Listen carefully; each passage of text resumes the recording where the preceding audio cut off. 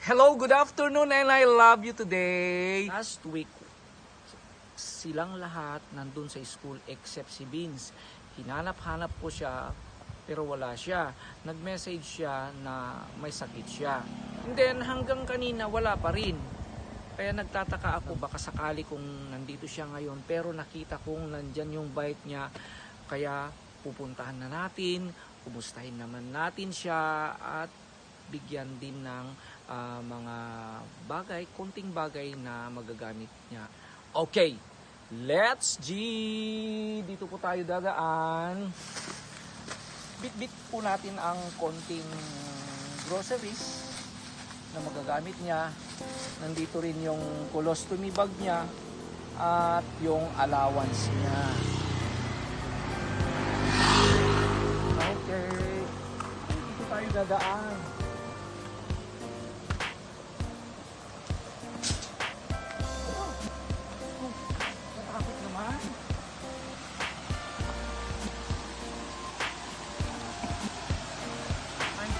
Hirap kung may magalis na lang ng sapatos.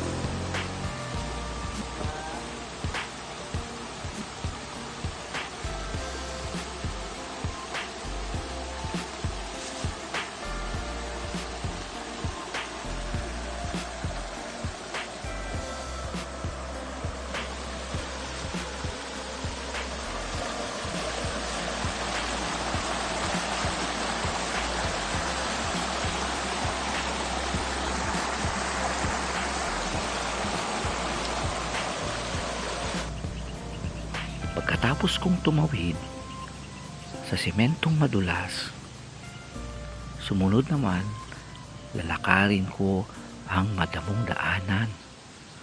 Sabi ng pinagtanungan ko, bababa ka dito at may tatawirin kang konting mabato na may tubig. Tapos papunta pataas sa madamo at madulas na naman. So dapat pagbaba mo ay maingat ka dahil madulas ito. Kakapit ka sa mga kahoy o sa mga dahon.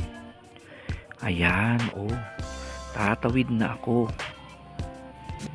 Medyo masakit sa paa kasi nakapaa lang ako eh.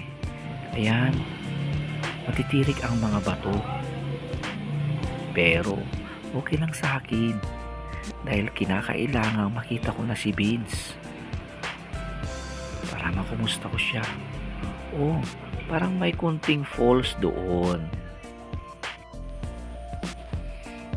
Maganda rin sa paningin dahil lahat ng makikita mo ay luntian.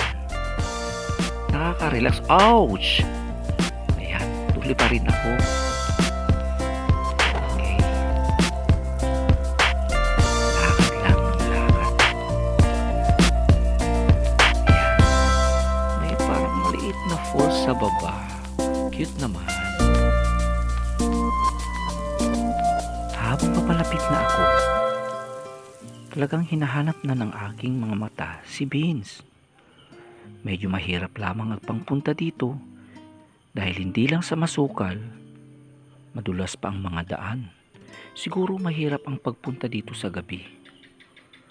May nakita akong isang parang lumang bahay at may isang batong bahay. Ayan, parang may naaininag akong isang tao. Ayan si Vince. Andito pala si Vince. Kumusta ka? Okay ka?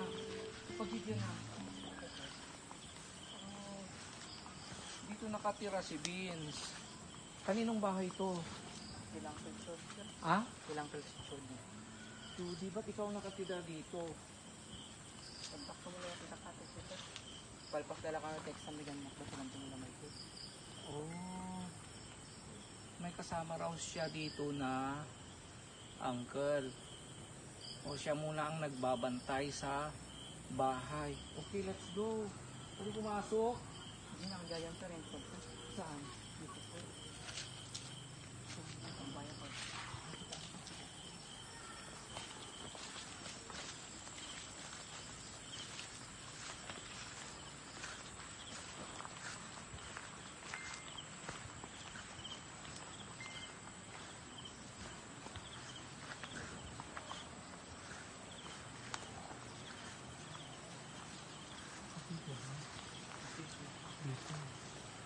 Okay, pasukin natin ang lungga ni Beans.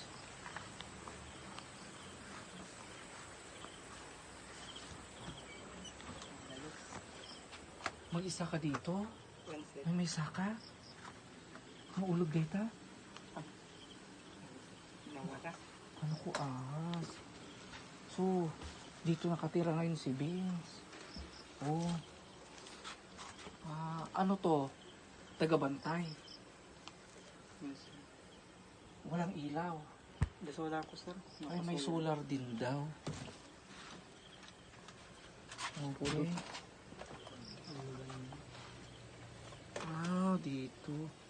Siguro sa labas muna tayo para magkwentuhan ng konti. Dito muna tayo sa labas. Madilim dyan.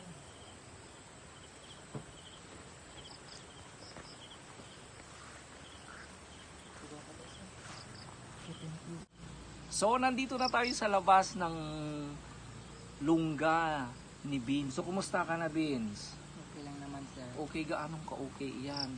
Now, bakit mag-isa ka dito? Nakakalangad, sir. Well, doon kasi sila sa bahay nila mama wala na syadong space kasi maliit lang naman yung tinitirahan namin doon. Kaya napag-isipan ko na lang na dito muna tumira para kahit pa paano hindi makakakuha doon sila bahay nila mama. Kasi maliit lang din naman. Okay, sa mga nakakaalam, nakita naman natin yung sitwasyon ng buhay kung saan may pamilya na ngayon ang nanay ni Beans, di ba? Opo, sir. So, pero alam ba ng nanay mo na nandito ka? Opo, sir. Binibisita ka? Opo naman, sir. Okay. So, bali ikaw ay Opo, sir. mag-isa dito, yung may bahay, Nasa, uncle mo. sir, nasa ibang bansa. Nasa ibang bansa pala yung may bahay dito, kaya so, bali caretaker na rin si Beans. Sa bagay, mas maganda rin dito, kaya lang mag-isa ka kasi dito. Pero kung sinabi mong okay kina mama mo, pero pumupunta ka rin kina mama mo, binibisita mo sila. Opo, sir. Kumakain Okay. din ako ng tanghali pag galing sa eskwela.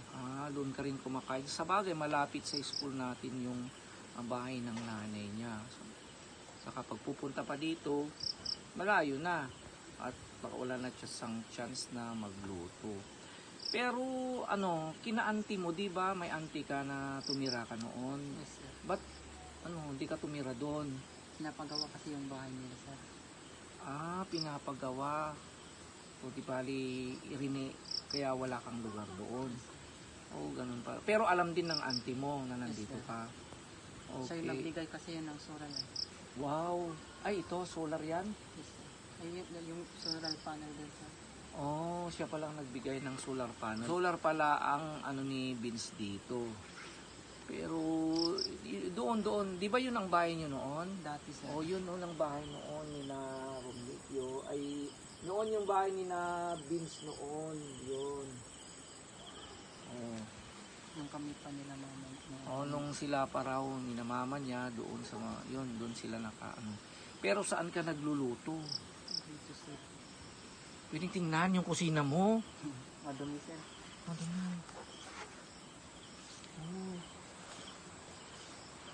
Dito nagluluto si Vince. Di ba nakakatakot dito, Vince? Hindi naman. Tawin na rin. Linisan mo, baka may ahas dyan. Linisan mo. Ito mga gamit mo. Saan ka kumukuha ng tubig? Sila tita din, sir. Nag-iibig ako. Ano yung tubig doon? Relasyon, sir. Ay, irrigation. Malinis ba yan? Ga- Sa bagay, pwedeng maghugas yan. Sa bagay, naman yan? Galing dyan sa mountain. Malinis naman siguro. Okay. So, yun pa ang kay Beans. Sa mga hindi pa nakakaalam, kung si Maestro kay Beans, actually, ako po yung nakakita noon kay Beans nang papunta ako mag-tutor. Then nadaanan ko siya, nakamotor ako, may naglalakad na bata, and then kinarga ko siya. Pauwi siya noon kasi nakita ko hirap na hirap siyang maglakad kasi napakalayo from school. Then nakita ko siya, inangkas ko siya. And then, habang inangkas ko, in-interview ko siya. And then, doon ko nalaman ang kanyang kalagayan na siya pala ay may problema sa bituka, kung saan siya po ay nagpupulot noon ng plastic, supot, para ilagay sa kanyang tiyan.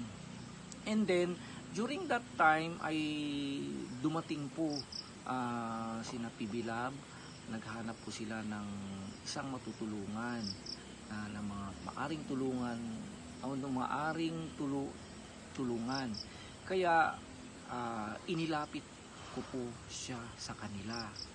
And then, since then, doon kami nagkakilala ni Copars Vlog, ni Sir RJ, siya kasama ko. Since then, doon na po nagsimula. And then, umulan ang tulong sa kanya. Sinubaybayan siya, minahal siya ng marami at doon po nangyari. And then, I think pinagamot yata siya, pina-check up siya ng, di ba, ilang beses, ilang sakripisyo, ilang pagod, puyat, at lahat. Pero ang nangyari yata ay yung chance yata ng survival is parang 60-40, di ba? 60 yung pwede kang magaling. Okay, 60% Yung chance na hindi ka mabubuhay. hindi sir, pwede kang mag-survive. 60 ang chance ng survival o kaya 40. Nalito na. Yata, yun yata sir, yung 60 yun yung chance na pwede kang gumaling, tapos yung 40 yung hindi nila alam kung ano mangyayari sa akin. Oo, kaya yun ang nangyari. Kaya nag-decide po sila, ang pamilya, na huwag na lang na ipagsapalaran. Siguro natakot din sila, baka may mangyayari na di maganda in the future. Yun po ang nangyari kay Beans. So, since gano'n ang nangyari, and then may natira pang pondo para kay Beans, yung mga natira, ipinagkatiwala po sa akin ni PB Lab. Then nag-open po tayo ng trust fund na every month ibibigay ko sa kanya yung kanyang allowance, and then yung pang-colostomy bag niya. Okay, yun po talaga ang nangyari. Now, since ako po ay isang maestro na gumagabay sa kanya, so bali kasama na rin niya yung mga iba kong inaalalayan, yung Tres Marias, si Romnick, si Crison, yun, so bali 6 sila doon, pati yung isa kong pamangkin na tinitingnan ko sa school. So bilang isang guro ay nandun pa rin yung ano ko sa kanya, concern ko kung paano ko pa rin siya tulungan, na kahit na ganun yung nangyari po sa kanya ay nandun ko pa rin yung concern ko sa kanya, since alam ko naman talaga yung nangyari sa kanyang buhay. So ganun po kung sino si Maestro John kay Beans. So ganun po. Okay, siguro yung mga nagtatanong, andito na si Beans. So bago yan, Beans, siguro kumustahin mo yung mga subscribers, yung mga lahat pang nakakakilala at naniniwala at nagtatanong sa iyo. Nandito na si Beans. Kumustahin mo naman sila, Beans. Kamusta sa inyong lahat ng mga subscriber ni Sir John at mga taga-suporta? Nandito pa rin po ako at nagpapasalamat din po ako kasi hindi nyo pa rin po ako nakakalimutan na sipin, at maraming salamat po sa lahat ng sumusuporta pa rin po sa akin at tumutulong mula nung tinulungan nila ako sa Sir RJ. Maraming salamat po sa inyong lahat. At kila Sir RJ pa rin po, maraming salamat din po noon dahil tinulungan nyo po ako. Kung wala po noon kayo ay baka hindi ko na po alam kung ano nangyari sa akin. At kay Tita Pibilab po, maraming salamat. Alam ko kung gusto niya akong tulungan, pero siguro ito na yung kapalaran na binigay sa akin ng Diyos, at tanggap ko na rin po kahit paano na kahit ganito ako, alam ko na rin mabubuhay din ako kahit anong gawin natin, talagang ganito na rin po. Kaya nagpapasalamat po ako dahil tinulungan niyo po. Okay, so ayun ang sabi ni panig ni Vince na siguro may point din siya. Siguro ayaw naman sumugal ng family niya na ganun. Siguro kaya para kay Vince, tanggap na rin niya. Siguro yun talaga ang plano ng Lord sa kanya. Pwede ka pa namang mabuhay ng normal, di ba? As long as gagawin mo pa rin ang maganda para sa iyo, okay pa rin yun. Basta huwag mong pabayaan ang sarili mo. Bagkus magpasalamat ka kung anong magandang alam mo gagawin mo para sa sarili mo, para sa kapwa mo, sa ikabubuti mo, nasa iyo na rin yun. Pero ako nandito lang ako, ang Tatay Mesto na nagagabay pa rin sa iyo hanggat sa abot ng aking makakaya ay igagabay pa rin kita. Kaya nang sinabi ko kanina, sa akin po ipinagkatiwala ni PB Love yung naiwan pang pera ni Vince, and then monthly po ay binibigay natin yung allowance niya, and then yung pang colostomy bag niya, and then until such time kung maubos na iyon, siguro ay tingnan natin kung ano ang pwede nating magagawa, pero hindi ako nagpa-promise kung ano lang yung kaya ko, doon lang ako, ha. So patingin nga yung yung tiyan mo. Dyan po yung tiyan niya. So ganun pa rin ang ni Ron.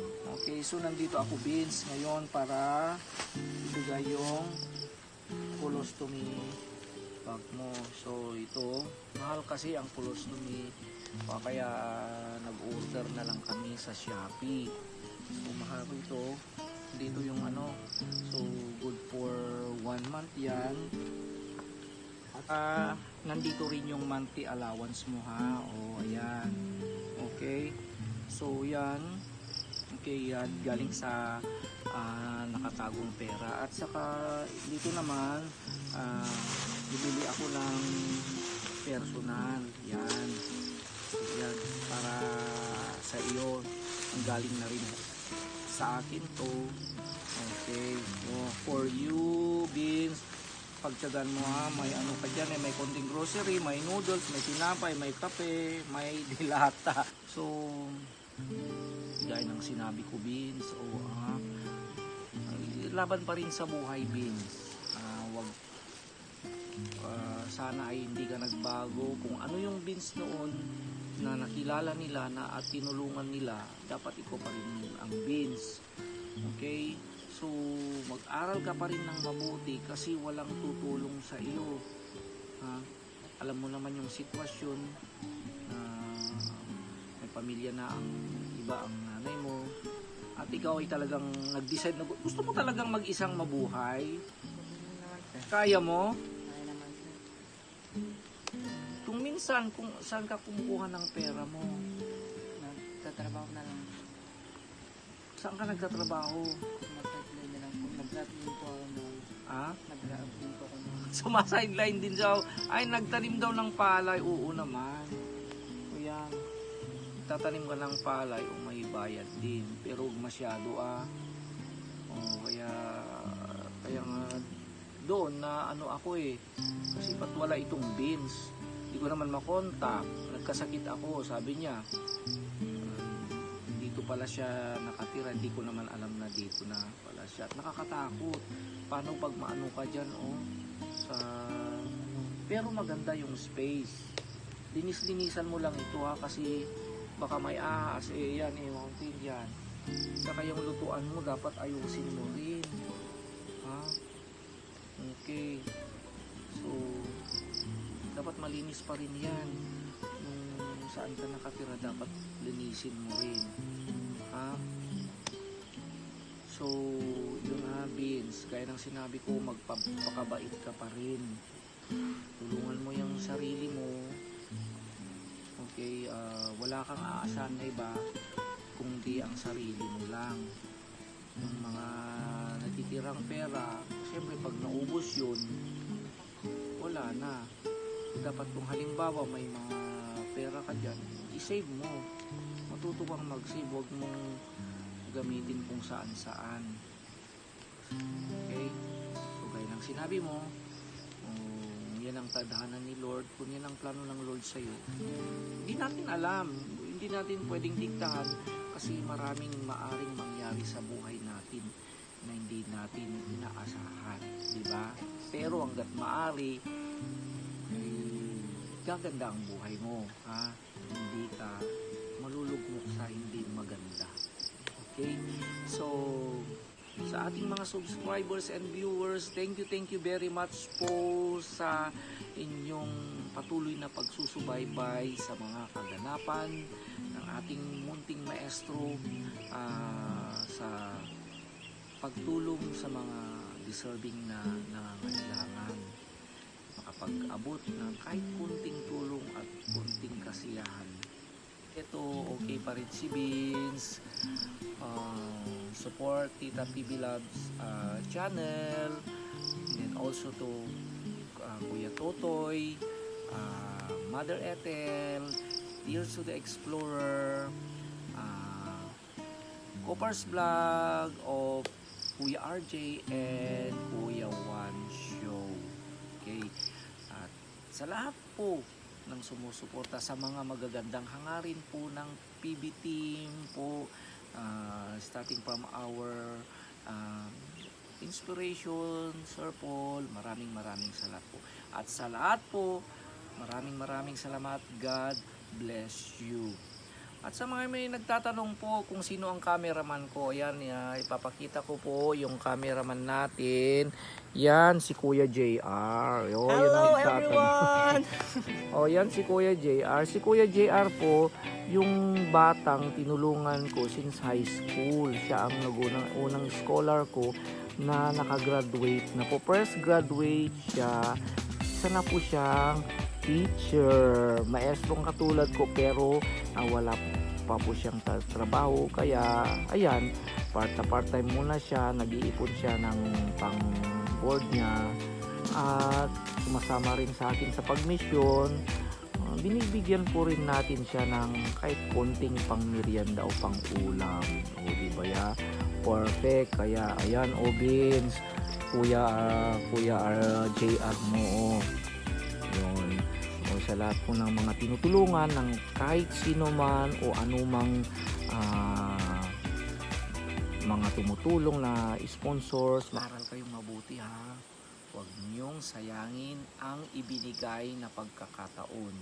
Ang mga biyayang binibigay sa inyo, huwag niyong sayangin sa wala.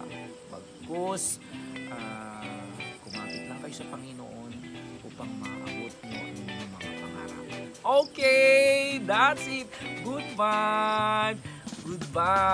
Hello, and I love you today, tomorrow, and forever.